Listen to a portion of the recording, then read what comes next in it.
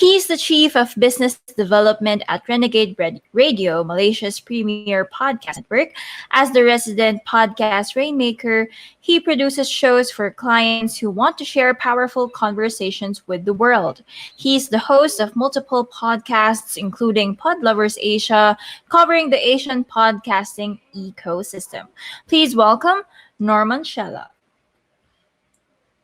All right. Okay. I think we are in now. Hello there, and thank you for welcoming me to the amazing Podfiesta. I see that everyone is up here asking a lot of questions and getting their, daily dose of podcasting tips and tricks. I was given the topic of how to market your podcast in Asia.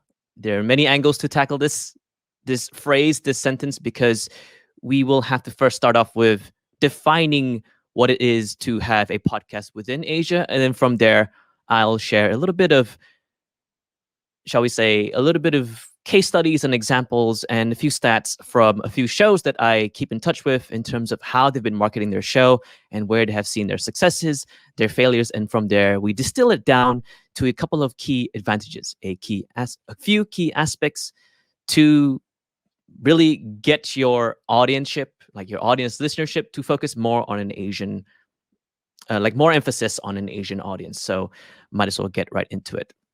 I'll screen share my monitor later on, but I might as well just start off with, if we want to focus on marketing a show in Asia, we really want to know a little bit about the ecosystem and how it works here, and some of the best practices if you want to actually up your listenership. Because we can always grow a podcast and have a global audience, but what about trying to tap into the local listeners if you're based in, say, Malaysia or in Singapore or in Indonesia, and maybe even in ASEAN or even East Asia?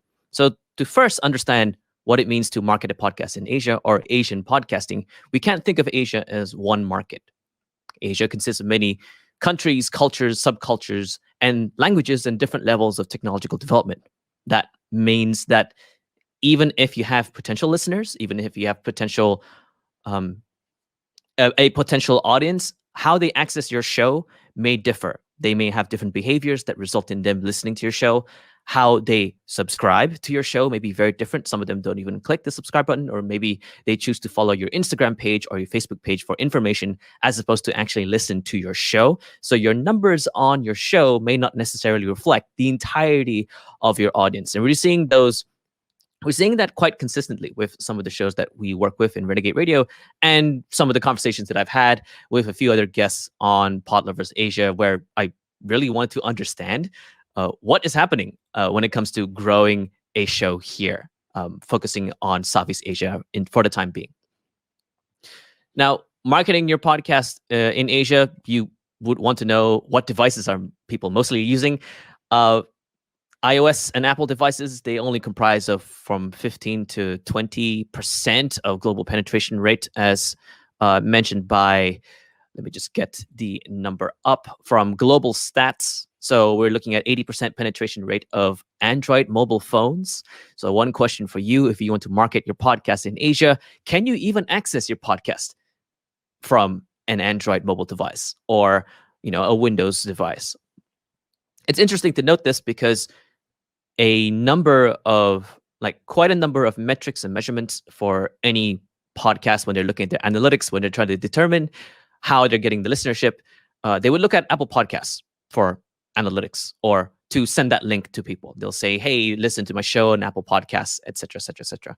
But because of this minimal penetration rate for iOS devices, it's actually best practice to emphasize to listen to your show in some of the more OS agnostic channels to listen to a show. We're seeing a lot of success in Spotify. We're seeing a lot of success in web links, as in like you have your embed for your podcast on your main website, and you direct people not to a direct link to the episode, but rather to a blog post that contains the episode. And people would then listen to it either through their own devices if they already have that behavior instilled with them, or they listen actually directly from the web browser or the web page itself. So do take note if your show is accessible on Android. Another thing to note is if you want to determine whether or not your podcast marketing strategy is successful in Asia, do note that listenership rates can vary by region because of different levels of penetration rate for mobile phones and devices, and therefore different behaviors for podcasting. Even the medium of podcasting is still a little bit, I shall say, in infancy stage and still heavily on the rise right here in ASEAN. We still note, and in Renegade Radio, we still talk to people about the awareness of the medium of podcasting. Why is it different from, say, radio? Why is it a different format or an easier format to consume than, say, a blog post or a video? What are the benefits of passively listening to a show as opposed to directly watching it on, say, YouTube? And I will touch on YouTube later on because that is actually very relevant to growing a podcast in Asia. Another thing to note is that listenership for Asian podcast markets are not always in English. So depending on the topic or the mission or the niche of your show, you won't know if you are going to capture the entirety of an audience in, say, one country, let's say Malaysia, because we have so many different languages here: English, Malay, Mandarin Chinese, Hakka, Tamil, etc. Do we know that we are penetrating the entirety of the podcast market there because we don't speak in only one language? And there are market-specific attributes for different countries where we, for example, mix different languages in one sentence. So who will that target? Who will that narrow down the availability or the extent of, one, your expected numbers, and two, how are you comparing those numbers to the average show growing with a global audience where it's English only? So do take note that it's try not to obsess a little bit too much over the number of listens that you're getting per episode if you're growing a show within the Asian region. It's perfectly fine. You're doing fantastic, and I think there's less emphasis on growth in numbers and more emphasis on loyalty, on sustaining these numbers. And sustaining is a very important word for how we are thinking about marketing here, but I'll touch on that in a little bit. So marketing a podcast in Asia, we have a couple of aspects that we like to emphasize when it comes to what can I do with my show to make it more attractive to Asian listeners. So the first point would be niching to an Asian audience right from the get-go, which is great for a lot of beginner podcasters. But I will touch on what you can do for podcasters who have their shows where they have a broader spectrum of topics that they cover, and it's not necessarily relevant to an Asian audience, but you can do, a little bit of collaboration here and there, which I'll touch on in a bit. So when you want to niche down to an Asian audience, you want to decide beforehand that this podcast is for a specific country, a specific market, in a specific language, and much more. That means maybe limitations in growth. That means maybe it'll be harder to find the communities and the sources of potential listeners and or the sources of consumers of your content, because in the end, podcasting is a medium, it's a vehicle to send a message. How you articulate the message is a different story. If you want to capture all kinds of consumers, then that's how you should visualize it. So think of it as a web. Your main biggest node is the podcast, and you can branch it out to different ways, like a really quick audiogram, a quick interview, a video version, and even a blog post summarizing the episode. That is one way. Now, an example of this would be the stats for one of my shows, Pod Lovers Asia. So right now I will share my screen. And just give me a second while I do this. So these are the numbers for my show, Pod Lovers Asia, where I focus mainly on talking with people within Asian countries, as well as the Asian American podcast ecosystem.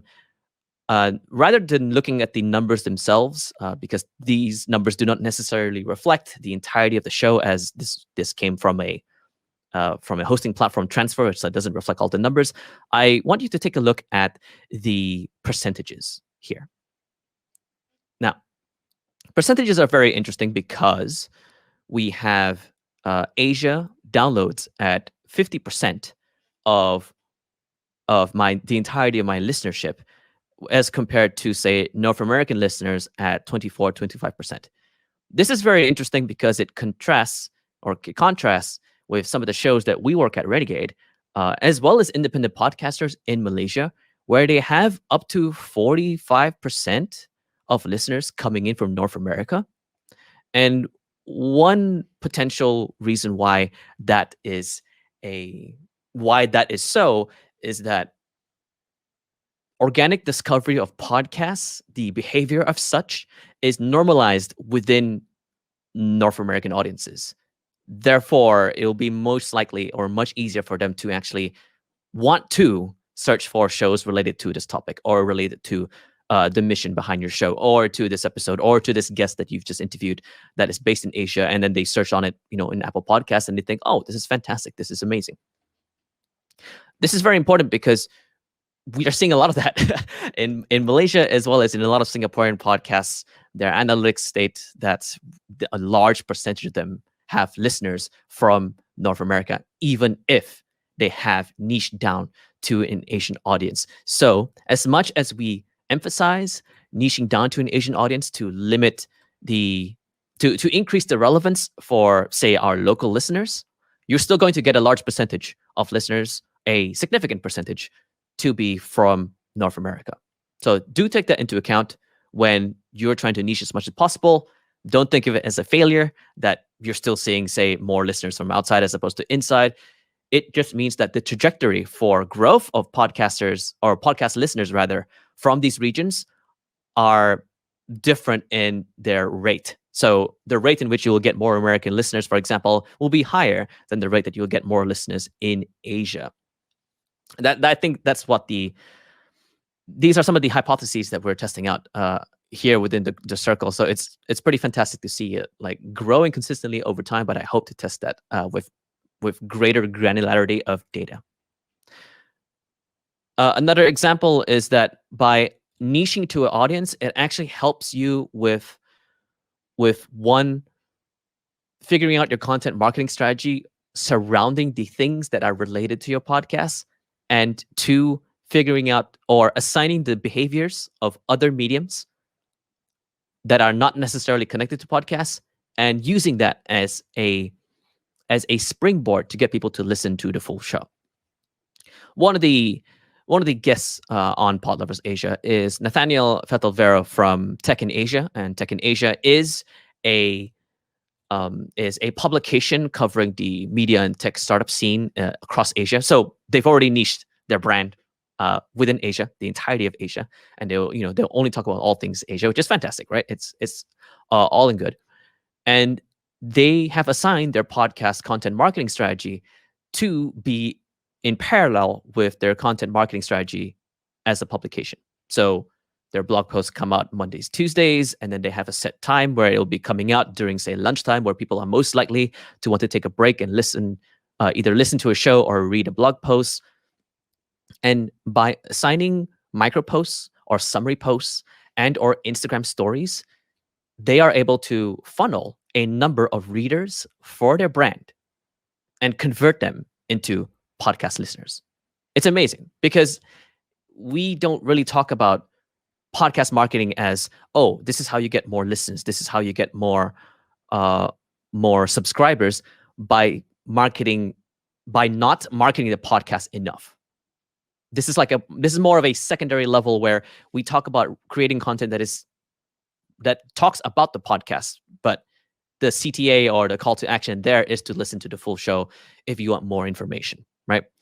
And this kind of practice is becoming more common here because there is still the critical mass of regular listeners. Because the listenership rate, it varies by region, it's not big enough to make us want to recommend that you should only focus on growing your show by growing your show. One way is to look at it is to, what are some of the indirect ways to market your show? We've seen some success in that. We've seen some podcasts that are repurposed into video format. We've seen some podcasts that are repurposed into summary videos or mini video essays, as well as audiograms that are shown on Instagram stories. And I've said Instagram stories quite a number of times here, and we have seen some success with Instagram stories as one way of getting people to follow the brand behind your podcast, which will then lead you to trust them and therefore lead you to want to follow the show as a call to action naturally, right? Is the notion here is to naturally get people to want to follow whatever activity it is that is surrounding your podcast, and just by osmosis make you want to listen to the rest of the show.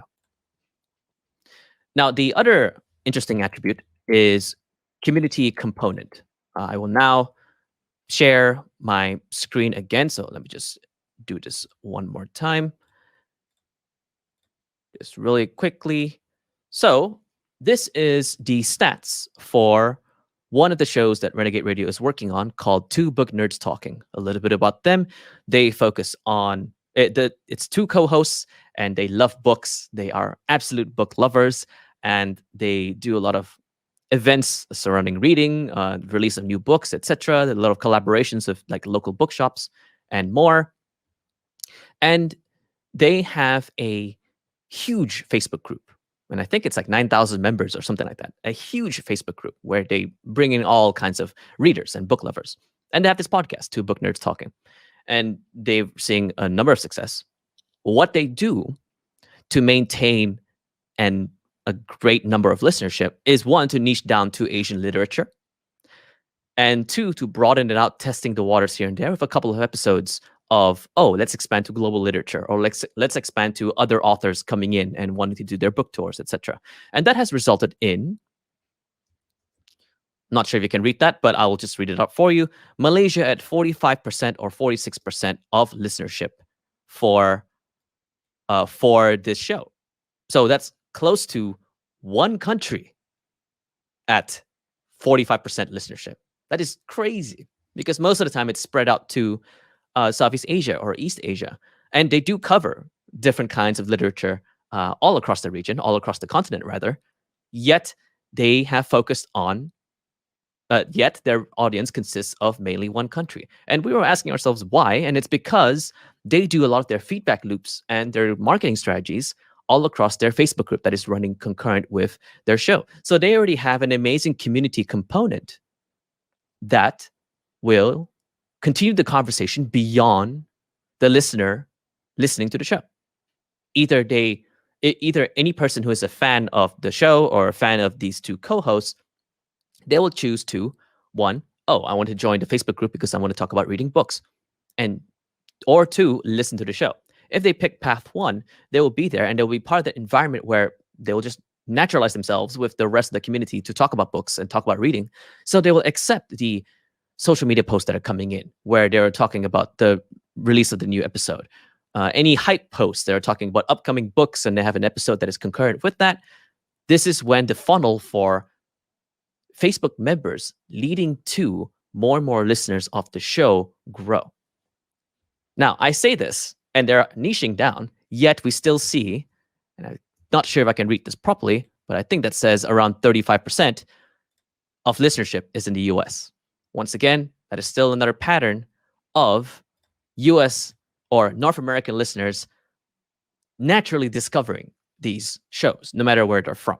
So even if you niche down, there's only so much you can do before you're trying to achieve unless you have an expectation as to I want 80% of one country to be listening to my show, then it'll be very difficult to achieve such. But I don't think you should be focusing too much on percentages, only to use it as a way to dictate, oh, should I start thinking about content within this region to resonate more with the audiences here? But that should not be a measurement of your success. It should only just be an observation, an insight, right? Now, the last part is star power. So star power is a very interesting attribute that we see in a lot of podcasts here, where if you are starting a podcast and you already have an audience, it is a lot easier to have loyal listeners from the very beginning if you want to actually market a show for the first time, like ever, right? If you already had a really large following, it's a lot easier for you to gain listenership in these countries, especially if you have star power from a different medium. And the reason why I think of this as an attribute that is essentially great or useful for marketing a podcast in Asia is because we are seeing a number of influencers and YouTubers within the Southeast Asian space creating a podcast and getting a spike in numbers really, really quickly. And this is reflective of a subset, sorry, not a subset, an aspect of culture within many Asian countries where we like to follow celebrities, influencers, notable people, KOLs, key opinion leaders in specific fields, no matter what the format is. So they're seeing some success where you have these YouTubers who have large numbers and large subscribers on their channel, and once they create another branch for their entirety, their content network, which is a podcast, star power ends up becoming an influence as to the spike and the sustain of the numbers that we see for a lot of Asian podcasts. Now, this doesn't mean that you should be a celebrity before you should start a podcast. No, it just means that there is your followers, your subscribers, your body of work in other mediums outside of podcasting will have an impact on your overall listenership if you're starting a show and you're marketing it in Asia. People will want to look at what you've done before they would decide to follow you, before they would decide to listen to you. This means that a lot of comments, a lot of conversations, a lot of interactions with listeners, at least within Malaysian podcasts, actually stop at the social media channels that they are active in. Once again, Instagram is a big one. We're seeing numbers for Instagram and LinkedIn. Those are the two main channels. Facebook is a huge one if you have a community that is actually heavily related to that. Instagram is a big one because the barrier to wanting to comment on something, or the barrier to wanting to react to your social media content that is related to your episode of the latest show, or the latest release rather, is pretty quick. So a lot of your fans may not necessarily be listening to your show, but they are responding to your star power, or responding to your ability to voice your opinions out loud, be insightful, be useful for their feed by commenting on it, by reacting on it, by liking on it. So as much as these factors, or as much as these metrics don't necessarily reflect in how well your show is doing, they still should be considered as, I'm trying to grow an audience for my mission. How can I define success that way?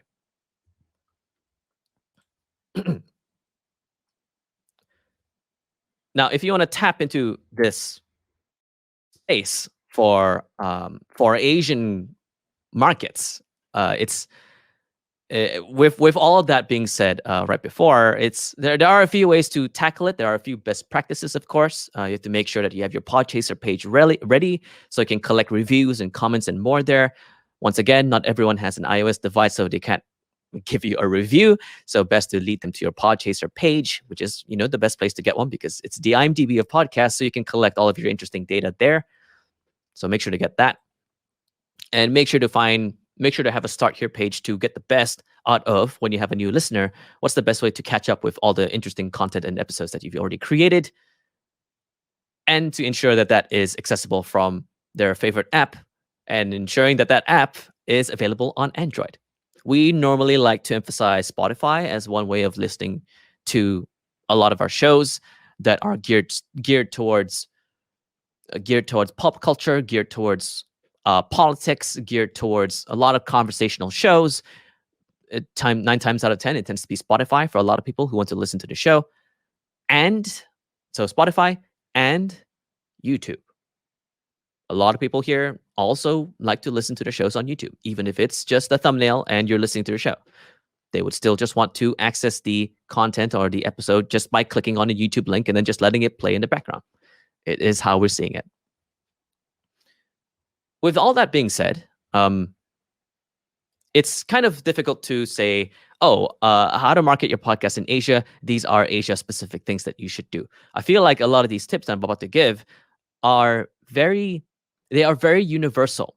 The only thing is, these tips or these methods have just been the ones that are consistent and has resulted in growth in the markets here over and over and over again. So for us, like for example, in Renegade, we emphasize, like we're trying to develop a new system for marketing a podcast, and we're calling it the spike and sustain marketing.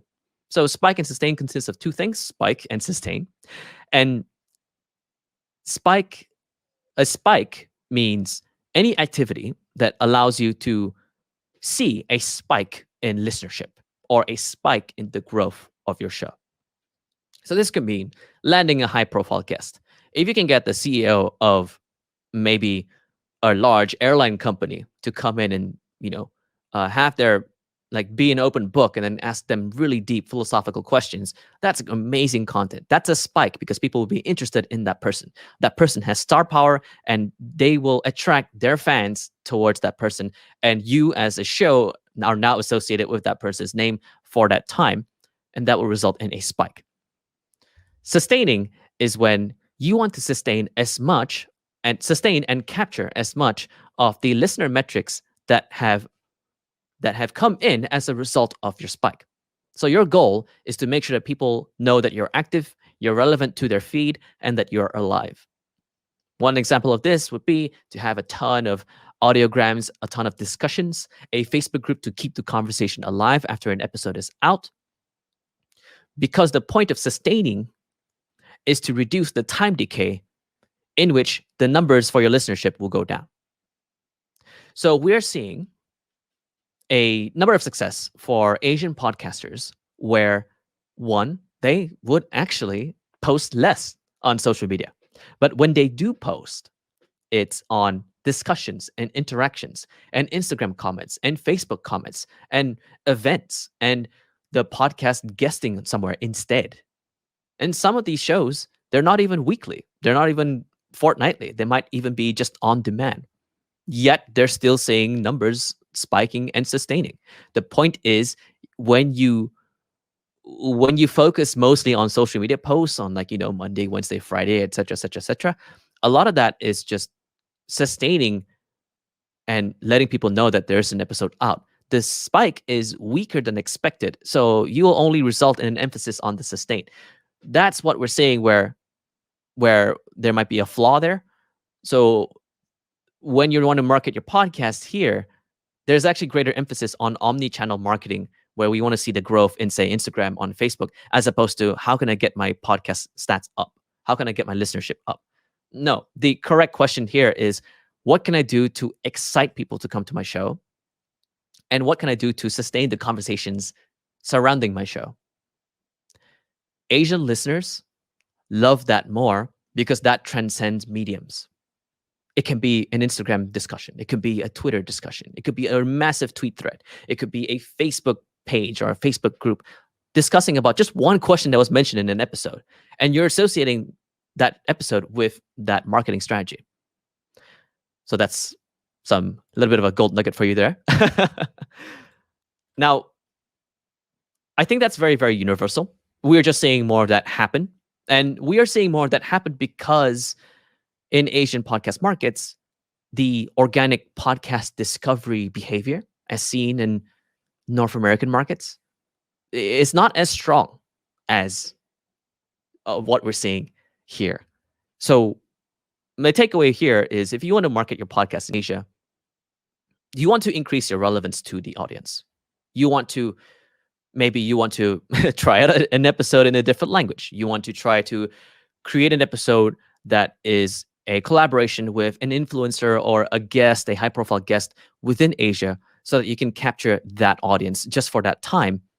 That's a spike. And the goal then after is to sustain and remind people that their audience or that person's audience can look at you as a source of insight, the same as they would because they were following the guest. And that's just a matter of repurposing that, or trying to get that feeling over and over again in many different social media channels, as you, an independent podcaster or a podcast agency, as much as you can possibly do. For us, we've seen success in Instagram. We've seen success in LinkedIn for more B2B corporate conversational podcasts, for more professional shows, branded podcasts rather. And for independent podcasters, we're seeing Instagram and Twitter are doing really, really well. Facebook, depending on the country, Malaysia is extremely successful. Facebook is great for discussions, although I can't comment too much on that. I None of my shows have an emphasis on Facebook itself, but for Renegade Radio, a lot of the shows we provide a number of, shall we say, we do have a lot of feedback from people in terms of Facebook and Instagram. So Facebook, Instagram, and LinkedIn. And if you're an indie, I would say that one way of growing your show is to grow your name, is to let your name out there. And maybe people across Asia will know your name and therefore associate your show as a body of work and therefore a sign of success. And that would be enough to compel them to want to listen to your show beyond just consuming it at your relevant social media channels. And that's pretty much it from me. Marketing a podcast in Asia is pretty much a lot of the same best practices you would see in many different regions. It's just that some of the barriers include, ensuring that your show is accessible on Android. Your show is touching on topics that people want to listen to within these countries. Maybe language is a factor. And also forgiving consumers and fans for not completely going all the way to their app to listen to your show. They may just want to consume your content, not as a podcast, but within the realm and within the circle of your podcast. And that is it for me.